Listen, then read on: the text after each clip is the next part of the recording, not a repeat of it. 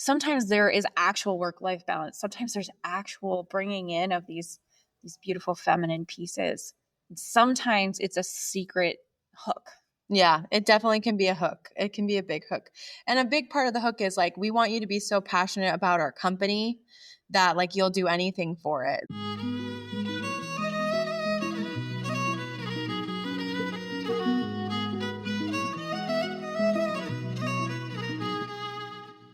Welcome to the Feminine Alchemy Podcast, where we explore the truth about the feminine, the peaceful, the wild, and the visceral. I'm your host, Jaye Anne, joined by my co-hosts, Julie Dean Richards and Kaylee Rose. Each week, we explore the deep mysteries of the feminine and help listeners apply them to their daily lives in a practical way. Join us to unlock the hidden wisdoms your soul has been waiting for.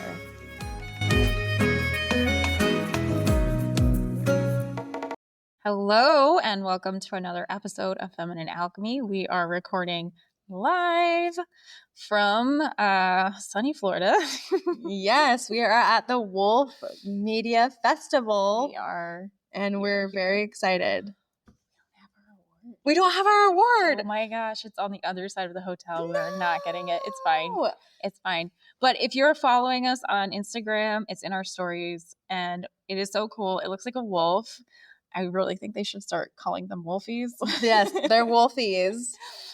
Yeah, the Wolfie Award. And because like the Wolfie goes to, like, it just writes itself, right? It does. It does just write itself.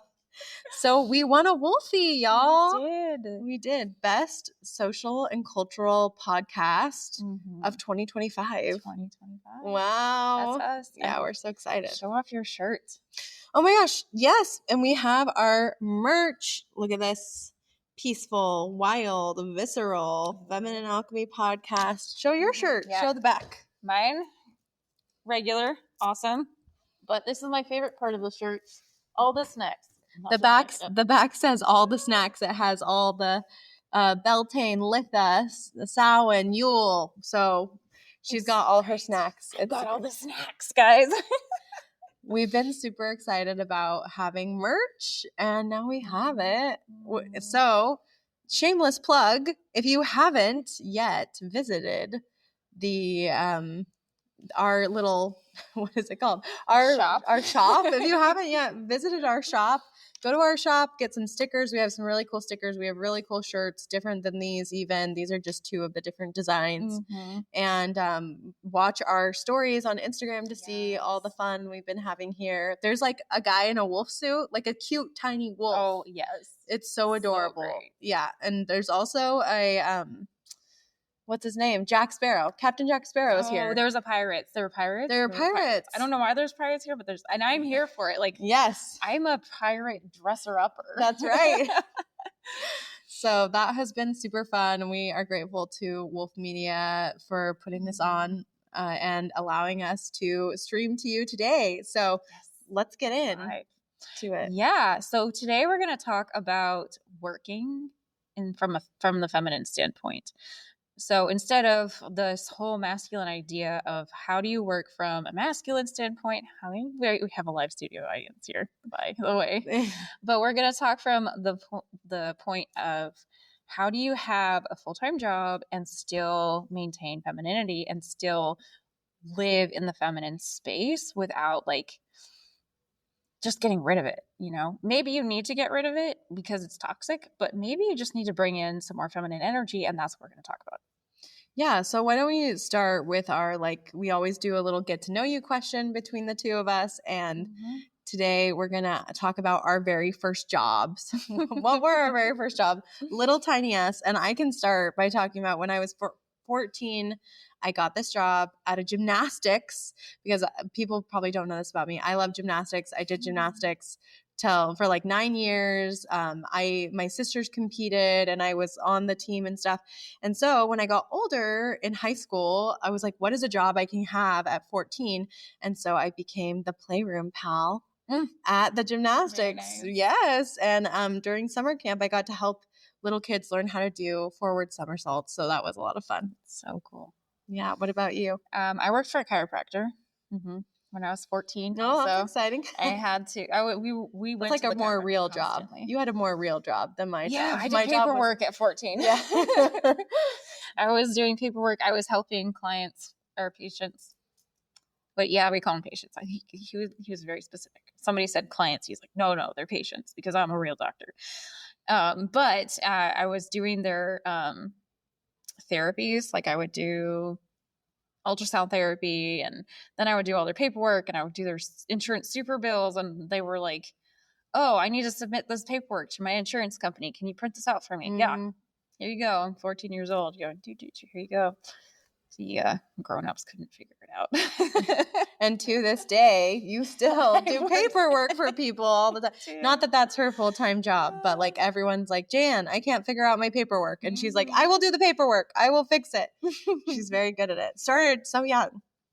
I did. And insurance too. I did insurance for a long time. Yeah. So yeah, but I was like, I need to get a job, and because I'm 14 now and I really need to get started on life. And I really wanted the financial freedom because I felt like I couldn't buy stuff. Mm-hmm. You know, my parents were like, here's like $6 and go buy 3 shirts. You know, yeah. it wasn't what we were doing. So I was like, I want to buy clothes like the cool kids have. How do I do that? So that's why I did that.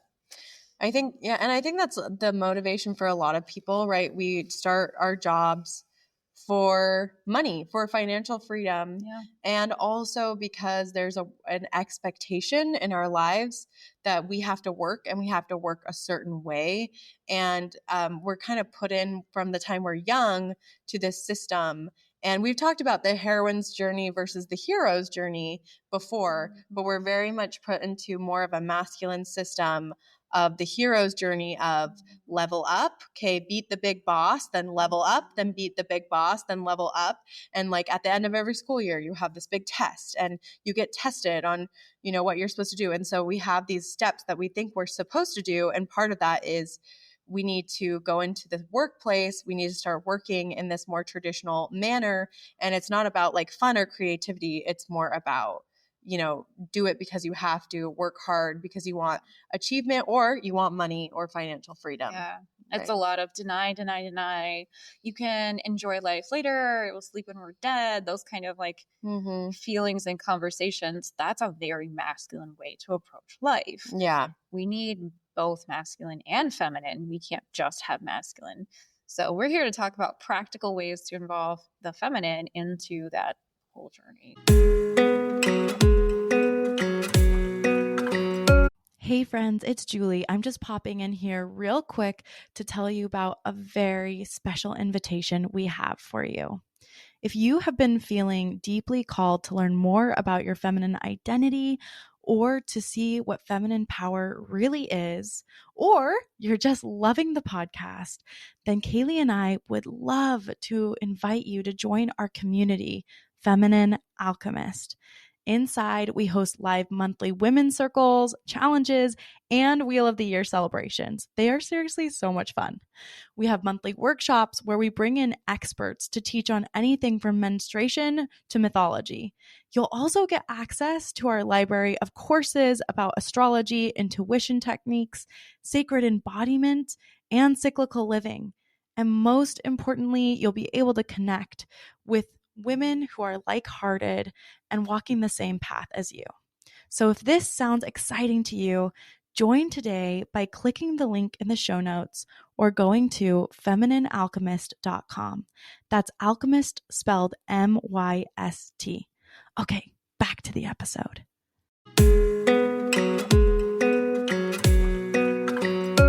I think to start this conversation, we should probably define what we mean by masculine and feminine energy, because it doesn't mean the boy way and the girl way. Masculine energy is not just about men, and feminine energy is not just about women. Both men and women both have masculine and feminine energy. But what we're really talking about when we talk about masculine energy, just to define that, is the masculine is about structure. The masculine is about achievement. The masculine is about like go forward and do, go hunt and kill it, go get it done. make it happen. The masculine is always ever moving, and it's very linear. It's point A to point B. You have a goal in mind.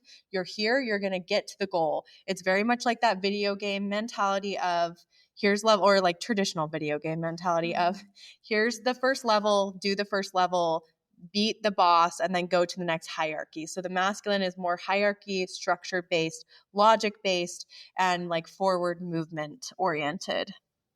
Fire and air. Fire and air. Yep. The masculine is fire and air when we talk about that. So you want to talk about the opposite? Well, do you have any thoughts about masculine energy first? No, those are all, and we'll go over a lot more as we talk about different examples of that. But once again, the hormones of masculine energy is testosterone and adrenaline. Yeah. When we are doing adrenaline soaked work, we are working from a masculine space. So anything that heightens your sense of like, I've got to do, that is masculine energy. So that being said, like that's going to how it sort of feels in your body to do the masculine things.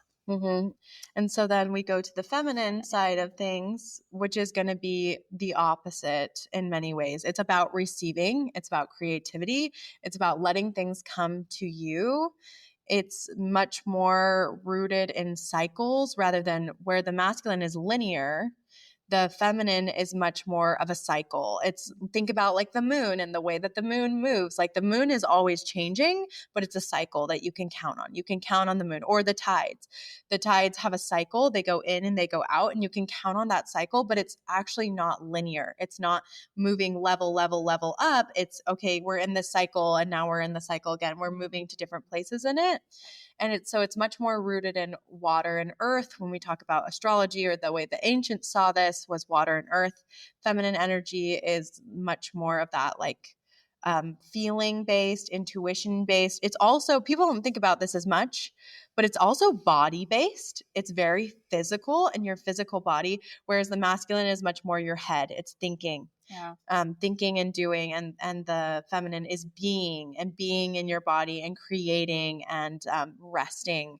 So do you have other things you want to add to that? Yeah, I like to say the masculine is the verb and the feminine is the noun. Yes. Yeah. Those are the two kind of easy, like if you break it down really easy, that's the way to look at it, because the masculine is taking the action. The feminine is just existing. The feminine is the things that we are. Yeah.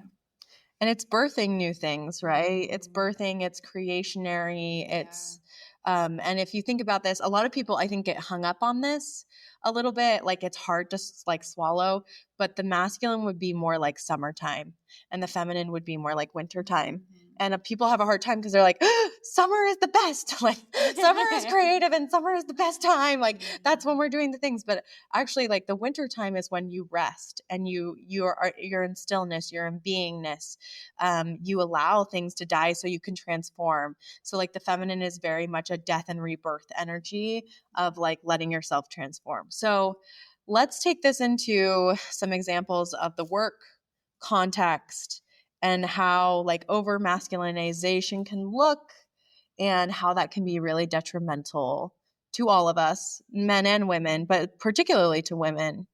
Do you want to start with like talking about whenever somebody says toxic workplace, they're almost always hyper low side of the masculine, right?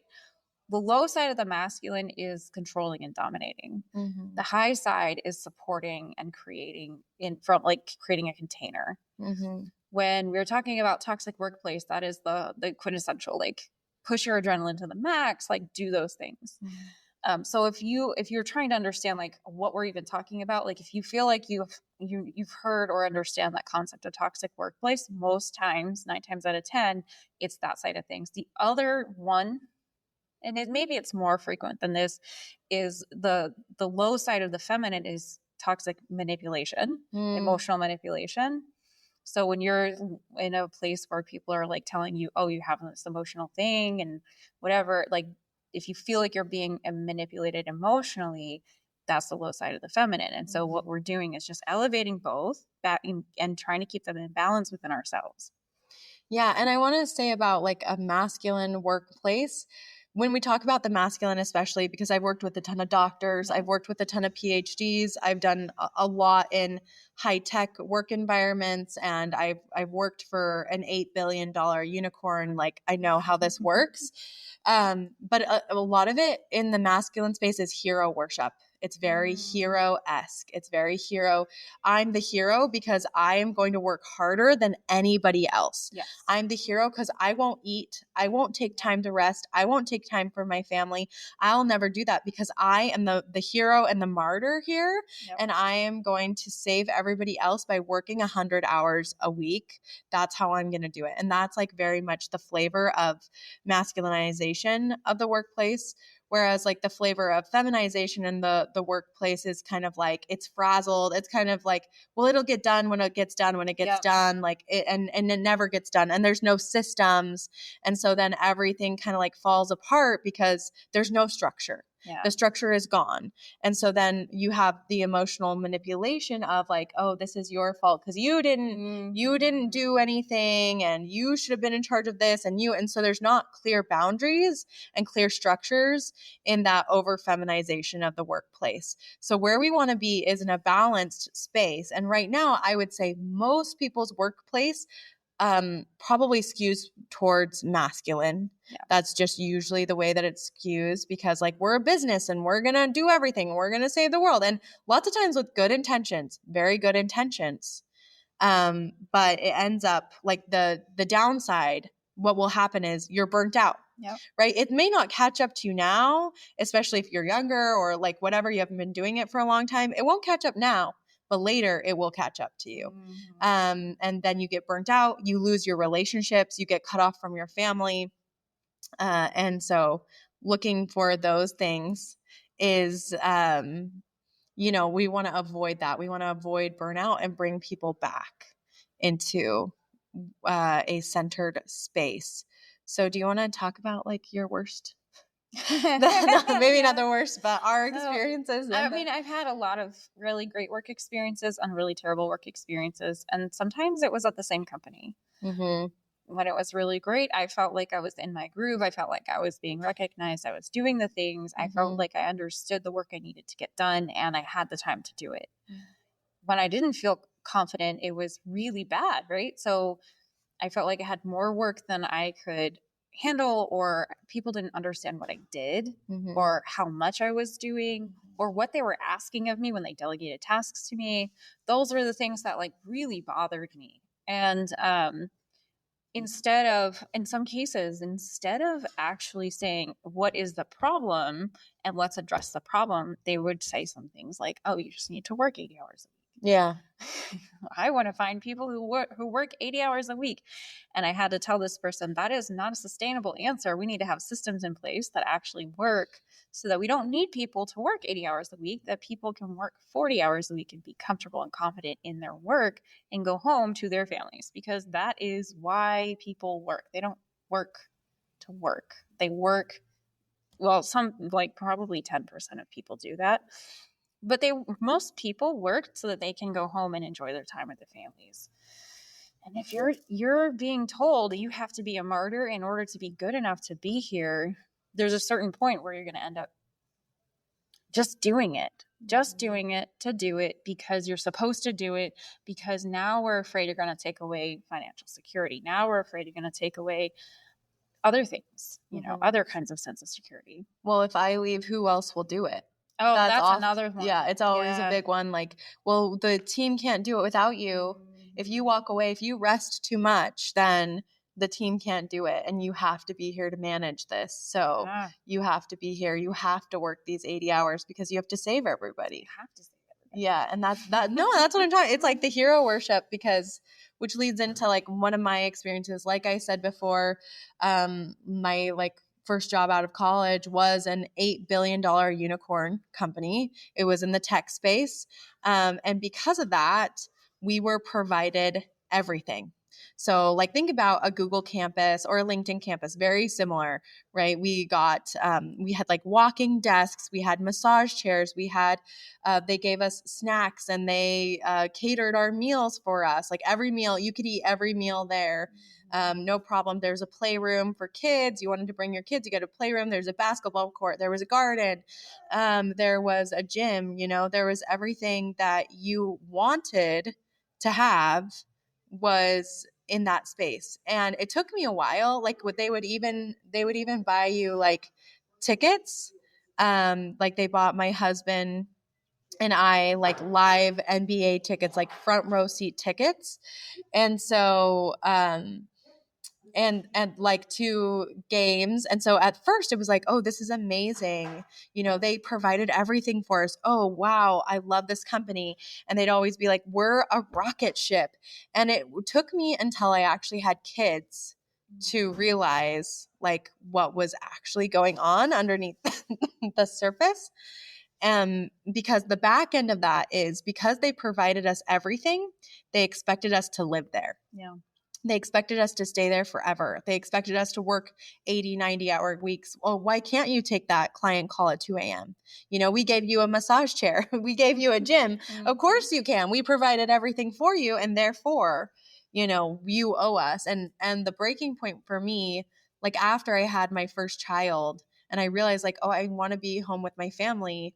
I don't want to be here all the time. And they really fostered, and we can get into this later too, like this competitive environment as well as like you want to be on top.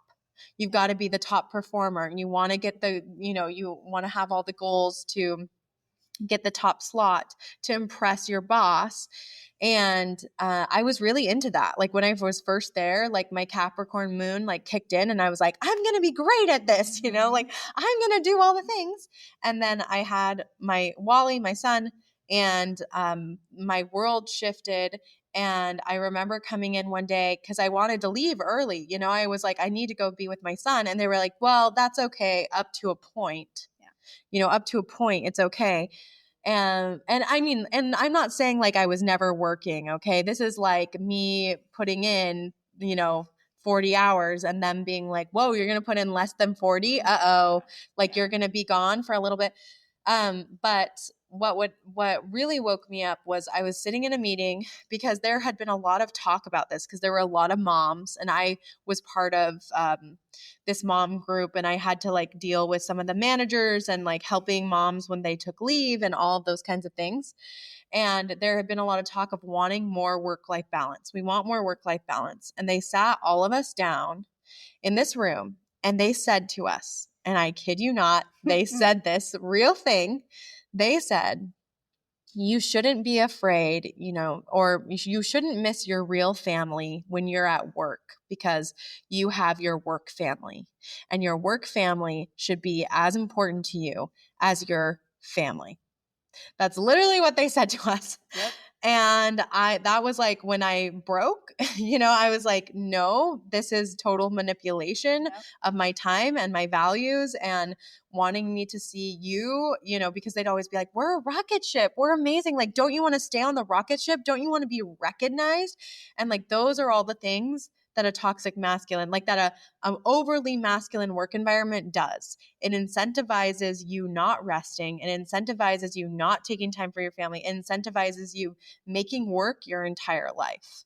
It's just so interesting to me that it was literally trying to replace the feminine. Yes. They were saying, we are your family now. Mm-hmm. You have now... you're part of this and you don't need to have anything else. You don't need to have femininity at all. They straight up told you that it's just... Well, and they were taking that nurturing, caring role, right? Yeah, like they said, like, that's true. We provided food for you. We provided you all these wonderful things for your body. We did all this stuff. And so it was like this false feminine, we're going to take care of you. That's the toxic feminine, right? Like that's emotional manipulation. That's false nurturance. Yes. Yeah. And then it's because true femininity is just unconditional. It's just, there's no strings attached. Yep. The masculine always has strings attached because that's how it works, right? Like you have to have this, like this goes this and this goes that. There's no direct exchange. So feminine gives without receiving. Yeah. So to create the appearance of giving without receiving, but then when you go, okay, well, I don't need that. I'm going to do it over here.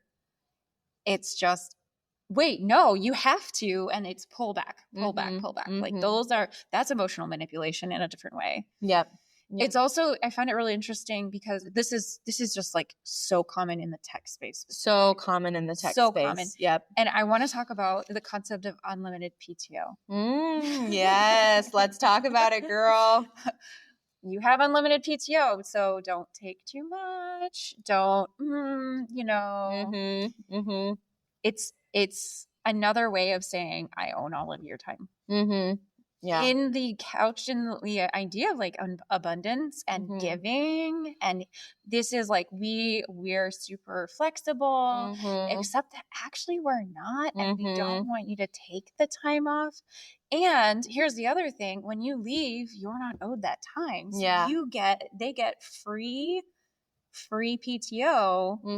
You're not allowed to take it because you actually don't have any. Yeah. You're not entitled to anything. You don't have like a container for your time. Like it blows my mind that like that's so sneaky. It's very sneaky. So sneaky. It's very sneaky. And I will say, like, in some companies are pretty good at honoring it. Some are not. Like, it goes both ways because at my husband's job, like, someone took 2 months off legitimately, right? Unlimited PTO, took an entire 2 months off, and the company honored that and didn't let him go, right?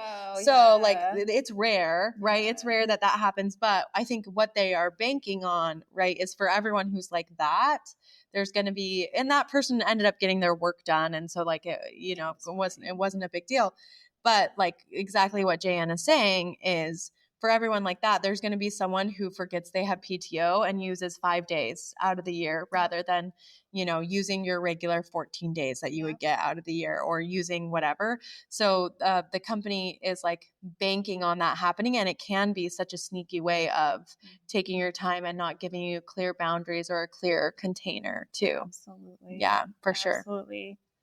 And it's common. This is all common in the tech space. And I want to talk about this in the context of other types of things too. But this, because of the way that tech kind of grew up, they created a whole new paradigm when it comes to employee management. Yes, totally. And they brought in the feminine, but then it's not no strings attached. And that's where it becomes this issue. But I forgot.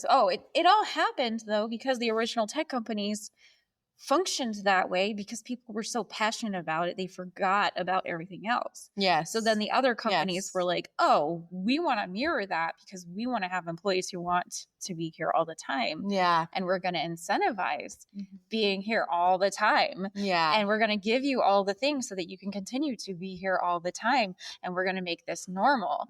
And it was like legit, when I got to college, my dream to be like at one of these places because they have all this cool stuff. So other types of companies started to adopt this concept, started to adopt these like really cool benefits. And sometimes it is no strings attached. Like I worked for an organization, they had super subsidized food. Like I would pay like $1 for lunch or something like that. It was always like chef created. It was so good. Yeah. And that was when I was dissecting flies. But it was a lab, so people were like, "Oh, I have to be here all the time. I want to be here all the time, and I have to be here all the time." And it was great. But again, that's not a tech company. Yeah, they adopted that, and a lot of companies started to adopt that concept. So all that to say, like there is this. Sometimes there is actual work-life balance. Sometimes there's actual bringing in of these beautiful feminine pieces. Sometimes it's a secret hook. Yeah, it definitely can be a hook. It can be a big hook. And a big part of the hook is like, we want you to be so passionate about our company that like you'll do anything for it. So that's when I was talking about, we're a rocket ship. Like you can't get off this train because you don't want to get left behind, right? Because again, the masculine is so linear. It's all about like moving upward and getting, level up. And the more levels you level up, right, you're afraid to miss out. And we talked about this, and this comes from an article, and it's also about a big global tech company. And it was just, they interviewed a woman who said, that her father, I think, had MS. It was a debilitating debilitating disease, and he was in the last stages before he was about to pass away. And she wanted to go see him one more time. But because of the way the company had structured things, she was so scared to take time off, because she said, if I take time off to go be with my dad one more time, people will not think I'm loyal enough to the company, and I'll lose my job. And so like these kinds of structures bank on like this fear based, and like, are you loyal to us? And are you, have you leveled up? Are you continually jumping up the masculine totem pole? And that's not to say you can't find a good one. So I think we'll move into what are some things we can do to bring more femininity into the workplace, more of a feminine way of doing things. Like, what does it look like? Because one thing I really wanted to say is we are not against hard work. Right. No, we're not against hard work. Like sometimes you're going to have to work hard, but I do think we have created like what I would call like a 75 hard culture, like this culture of if you're not working hard, you're nothing. If you're not constantly doing until you get completely burned out, you're nothing. You must continually outdo yourself in this kind of environment. And like, all these phrases like you're not growing, you're dying. Yeah, if you're not growing, you're dying. And if you're not working hard, or like if your hands aren't worn out by the end of the day, you didn't work hard enough, or whatever it is. And there is something to be said for like hard work is important, and sometimes we will have to do hard things, and that is true. And the feminine is not necessarily about not doing hard things. And I think people have that misconception of the feminine, that because the feminine is about receiving and allowing things coming to you, that like, oh, you never have to do any hard work if you work in a feminine way. And that's just not true. The feminine births babies. That's not. Yeah. That's not easy. Yeah, like it's about birth and transformation, right? And the feminine is about death and rebirth all the time. It's phoenix energy. So it is incredibly difficult. Like it's difficult to face your shadow parts. It's difficult to go down into the deep. It's hard to like be in the darkness. Like, so it's not, we're not against hard work, but what we are saying is like, we're not for hard work just for hard work's sake. Or just to burn you out, or just to prove your worth. Yeah. We don't believe in that work is what proves your worth. It's just you being a human being is what proves your worth. You're worthy because you are here, because you're a human, right? Because you're living, So I just wanted to give that caveat. No, that's really important. And I think why we're talking about this at all is because the biggest shift we're having is there are a lot of women and women hormone related bodies that are using excess masculine hormones. Yeah. That's the disconnect here. And how do we even bring in that cyclical wait period and hold that space for that wait period? Mm-hmm. Well, I think we have been lied to for a long time, because I think it has been our mantra for many years. I think women especially, it has been our mantra for many years that we have to prove that we're just as good as a man. Yeah. So we have to do everything that a man does, and we have to do it a manly way. We got to be one of the boys to prove that we're worthwhile. What's the phrase? Oh, women have to work twice as hard to be considered half as good. Maybe we don't. Yeah, exactly. Maybe that's not true. That's a complete lie that we were fed by other women who are older than us. So we'll see what happens, right? But we can bring in femininity in a new way. Yes. And still maintain our feminine hormones, and still maintain productivity, and still be on par. But instead of doing it in a man's way, in a masculine way, it doesn't have to be man or woman. It's just in a masculine, feminine way. Like maybe it's just a little bit more flowing for our bodies. Yeah. And the body's really important when we talk about femininity, because it's your beingness, right? The feminine is being. And a lot of this stress that's been heaped on us because we've been in this more masculine way has really gone to our bodies. Yeah. It's caused like tiredness, burnout, hormone disruption and difficulties in so many areas of our life. And so part of this is about healing your body, your physical being. So we will talk a little bit about hormones. So I think we'll talk about what are some practical ways, Jaye Anne, that we can bring femininity into the workplace? Yeah. First of all, if you have accrued way too much PTO, take it, because clearly you are not using it. Yeah. Take the time off. Let it burn to the ground, because what I've seen in so many high achieving women is that they are taking on not only their job, but 15 other people's jobs, because the other people are not doing it right. Yeah. They're doing it wrong. They're not actually doing it. And the fear is it's going to come back on me. Mm-hmm. So take the PTO, let the other people fail, because they need to fail. Yeah. I so think they can that, learn. yeah, I think that's a great, like, and so honestly, hard, though. but also It's like, so hard. it's okay to take time off. It's okay to take And also it's okay to take unpaid time off. If you need to take unpaid time off, it's okay to do that. And not to be afraid. I think another piece is like letting go of our achievement bars, like this, I have to be so high up, or like they'll never, and if you are working in a culture where you're like, oh, if I take time off, the company won't think I'm loyal, I'll never get that promotion, you might want to rethink where you're working. Yeah. Because evaluating your personal work environment is a really huge thing all of us have to do, and realizing, like, is this job worth my health? Like, what is freedom? Freedom is time and good health, right? Freedom is time and good health. And so if you feel like your job is threatening your time and your good health, then maybe it's something, that's the first thing. Just evaluate your personal work environment. Do you feel like if you're not pushing hard, you're going to get let go? Do you feel like if you're not worthy or worthwhile, other people won't view you as worthy or worthwhile if you take time for yourself, or that because you're just, being yourself? Can you be authentic in this space? Yeah. Yeah. Yeah. So the other thing to do, I think a lot of women also struggle to take the PTO because they don't know what to do with themselves if they have the time off. Yeah, very true. Learn what you like. Start to learn what you like. Maybe you don't know who you are, and that's why you're using work as the way to prove to yourself and others who you are. Mm-hmm. You will probably, the first couple of times you take time off, you will probably cry, and that's okay. Like, Mm-hmm. for days, because you have probably got a lot of pent up rage, sadness, frustration, and grief. So much grief from spending all of this time trying to prove yourself to other people who literally just don't even see you. Mm-hmm. And for what?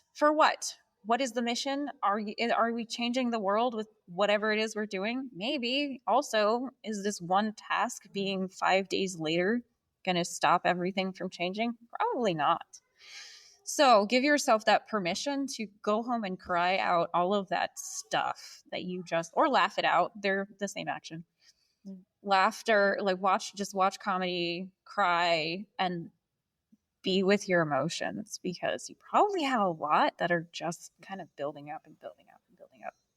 Yeah, and I want to touch on that who are you piece. Yes. Because I was just at a retreat this last weekend, and one of the things that they asked, we were talking about, is who are you? And, they asked every woman, who are you? And almost every woman answered with like, I'm a dentist, right? Like, yep. I'm a dentist. I'm this, whatever my profession is. I'm a writer. I'm this person. And it was very much, but the retort was like, no, who are you? Who are you? Who are you? Underneath that, you are not your profession, right? So we have to detach ourselves from our profession being our worth, because again, that's a very masculine energy of my achievement is my worth, right? What I'm achieving is how much I'm worth. I'm proving myself. It's again, that video game mentality. Go up the levels till you get to the bad boss and you win the crown, right? But who are you underneath all of that? Everything you do, all your tasks, you're not your task. If you're a mother, you're more than just a mother, right? There's so much more underneath. Who are you? And kind of doing that exercise, because I also know many women are afraid, like you were talking about being I don't know what to do with myself. Like a lot of it is like, what if I'm bored? What if I'm bored alone? If I'm alone, I'll be bored. I have to have something to stimulate me all the time. And people forget like work and that adrenaline rush and it's also a dopamine rush, right? Like you get a dopamine rush from answering that next email and solving that problem, dopamine. And we talk about social media being really bad in this way of getting those dopamine hits, but work can be just as bad in that way. And so trying to detach yourself from a lot of that adrenaline and allow yourself to be in stillness, even though it's scary, can be a huge way to reignite the feminine and help you connect back to your body in a way that's pertinent to you. One of the things I used to do when I had a full-time job, I would go get my nails done. Not because I mean, I'm pretty as fun and all, but it would force me to sit there and actually do nothing. I couldn't do my phone. I couldn't watch anything. I couldn't even talk to anybody. I had to actually just sit there and do nothing. And I usually just fall asleep because I didn't realize how tired I was. Yeah. Right? From all of the adrenaline running all the time. And it was a painful process at first. Oh my gosh. It was not even like easy. You think, oh, just sit there. That is not an easy thing to do. So yes, like even that is like a great small step. Yeah, doing something that forces you to let go, like forces you to be alone, to be in stillness, even if you're not a big meditator or that's hard for you. Maybe it's hard for you to be still, or even, people don't talk about this all the time, but meditation can be movement also. So you can dance, you can allow your body just simple movement.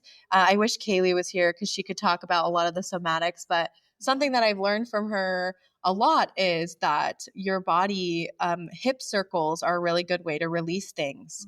So like allowing yourself to release through things like hip circles, circling your arms, allowing yourself to just do movement slow and flowing can help you to reconnect with yourself and to re-engage your feminine essence. And then something I want to say, which I'm surprised we didn't say yet, but is one of the biggest ways that you can allow your feminine to be part of your workspace is to put up some boundaries, dang it. For sure. Like have Step one. Step one.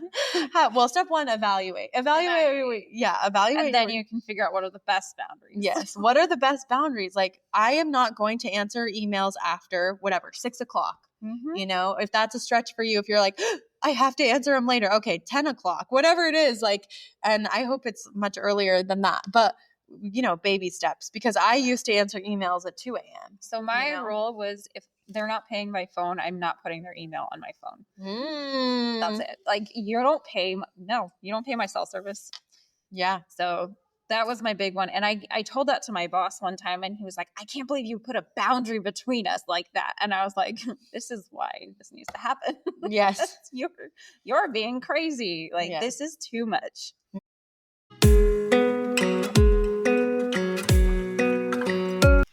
Hey friends, it's Jaye Anne here. If you have been feeling really stressed out about the world lately, you are not alone. There's been enough crazy and fear flying around the internet that even I've been knocked off my rocker sometimes.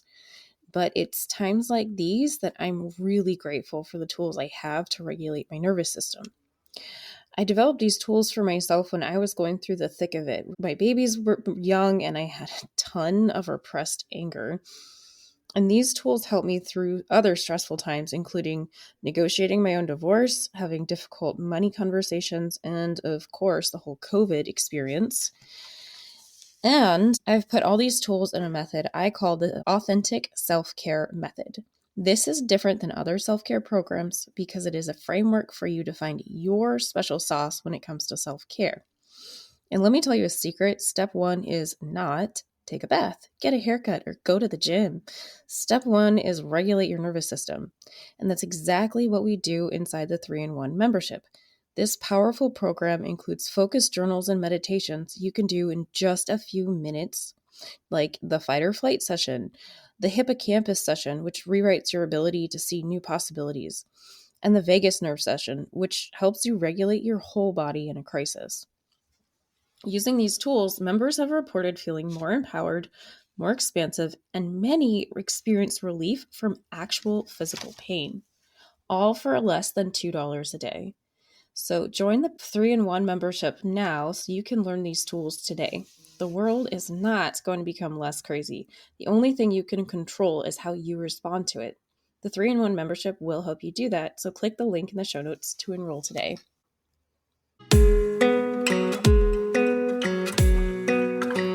I think boundaries with when are you going to finish answering emails, a boundary of when are you going to leave the building. If you have a physical place you work at, what time are you going to leave, regardless of anything else, regardless of what's going on, regardless of, I promise you, when the first time you try to do this, an emergency will happen.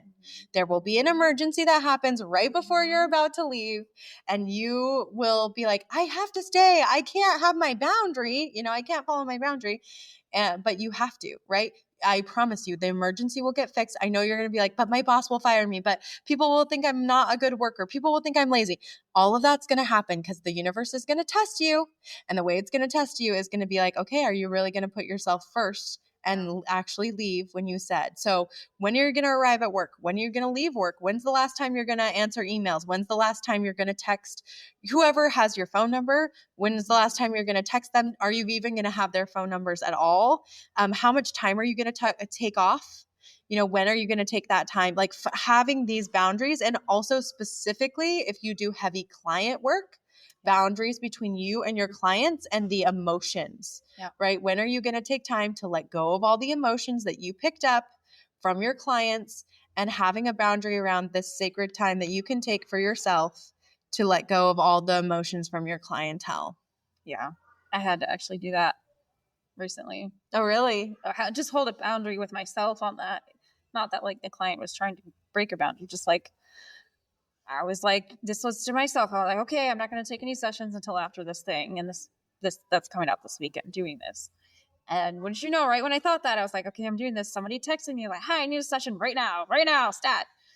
Am I going to make the decision to go, oh, but it's money, or am I going to hold the boundary? And when you hold the boundary, you're saving yourself to actually make more money in the future because you have more energy, you have more capability.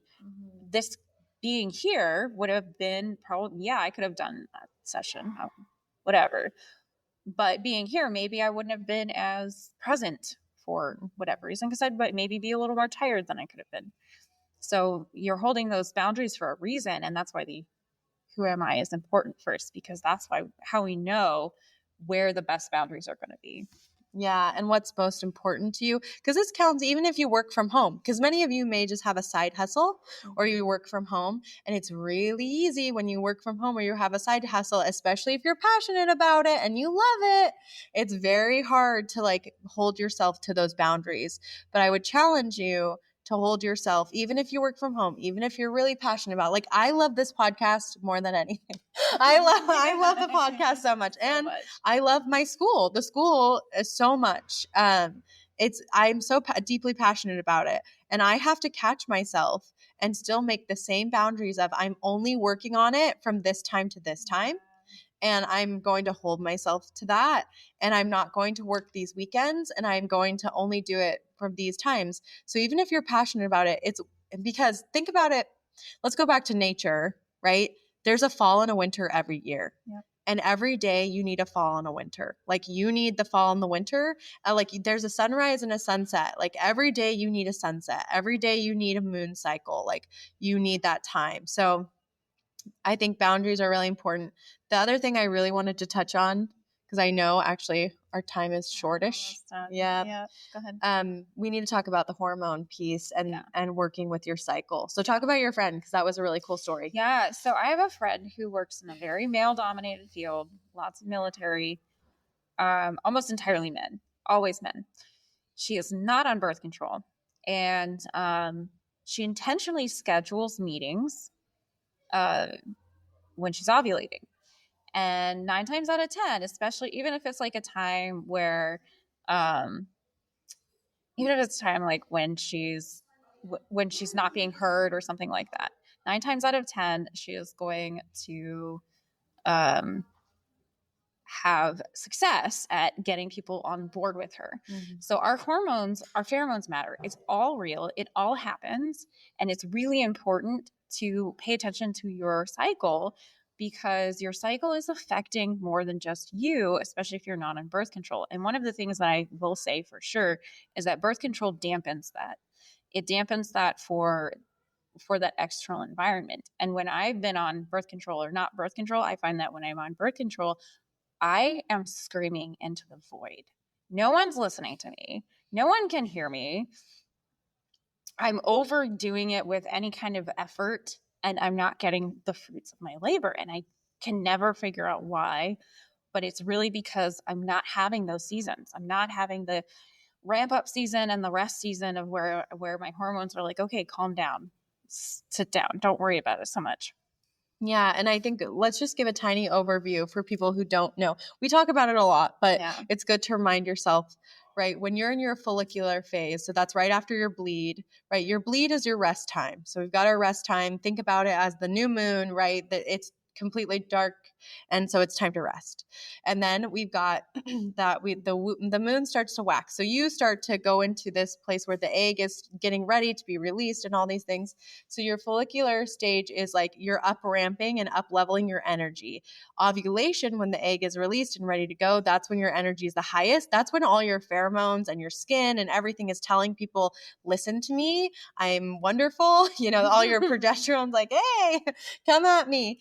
And people are more, you're more vibrant. And that's why her friend was scheduling meetings during that time, especially in this male dominated space, because they responded to it, whether they were conscious of that or not. They were responding to her pheromones, to everything that was happening to her. Then you have your luteal phase, which is like fall, right? This is like the moon starts to wane. And this is when we are able to figure out what's not working for us. Okay. So we're trying to figure out what is not working in our, for us in our day-to-day, what's not working for us in our job. So this might be a good time to get analytical about your career, your work, and setting up boundaries. And then the bleed would be your time to just rest from it all and detox all your stress. So that's just a quick overview, but you can use those in your work to allow you, right? Plan most of your meetings when your energy is high in your follicular and ovulatory phases. And if you do not cycle, there's lots of women who've gone through menopause, perimenopause. If you don't cycle, use the moon as a guide for you. So the full moon is going to be when the energy is the highest, and then the new moon is probably when your energy is the lowest. And as the moon gets bigger, the energy gets bigger, and as the moon gets smaller, the energy gets smaller. So use those as your markers and do a lot of your work in the times when the moon is full, and then let yourself release in the new moon times. I love it. I really wanted to say something about negotiating salary, but maybe that's another time. We'll say it. I think we have 15 minutes before, or like 5 minutes. Yeah. So the other thing I want to bring up really quickly is when women are paid less than men. We know that. That's just true. That across the board. And everybody blames the system. And I don't think that's necessarily the only factor here. One of the issues, when we demand higher salary, we get higher salary. When we require it, when we have the confidence to say, no, I'm not going to take that salary, that's when we get a higher salary. So instead of taking the first offer because I'm afraid to look whatever, fill in the blank, or being okay with that uncomfortable pause, because that's always part of it. When you do that, you end up negotiating a higher salary. When you make the other person uncomfortable, you end up negotiating a higher salary. Yeah.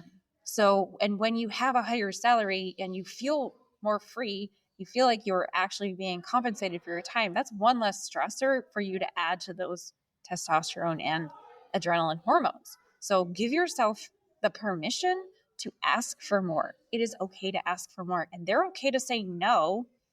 But don't think yourself like, oh, I have to like hold on to every opportunity because I'm never going to get another opportunity. There's always more. And sometimes we have these times where we're being tested to ask for more. Do it. Just do it. And I think the feminine's not afraid to ask for more. Yeah. She's not, think about it. Like, she's like, give it to me. The spider spins her web and then she just attracts everything. She takes like all the things in, or like the honeybee, right? The honeybee takes all the dust that it needs and it makes honey out of it and makes something beautiful. And so, the last thing I'll just say is allowing your creative faculties, allowing yourself to have more, and then allowing yourself to have space to have creative faculties, to take something in and make something better in your own way, in your own time, and doing something fun, whether that's like finger painting for yourself, taking time for yourself to do a creative project. Play around on Canva. Is that your thing? Like maybe you like to play on Canva. Maybe you like to talk. Maybe you like to just like run or like do something creative for you, and allow that to de-stress you regardless of what your work environment looks like. And please don't stay in an environment because you feel like you should. Yeah. Don't should on yourself. Yeah. Let yourself trust your intuition that there will always be more regardless of what it feels like right now. Because it's always going to feel so scary. It's always going to feel like there's not enough, but there will always be enough. Always. Actually enough. Mm-hmm. Well, this was so good. I've got so much more to say. I know. We'll have to do a part 2. We'll do a part 2. We'll do a part 2. Well, thank you guys so much for listening, and we're so excited to be here, and this has been so much fun, and hopefully we come back again. Yeah, we'll come back, win another award. Win another award. All right, everyone, have a great week, and we'll see you next time. Thanks so much for listening. I hope you enjoyed this episode as much as we did. Please make sure to give us a 5-star rating wherever you are listening and share with someone you know. See you next week.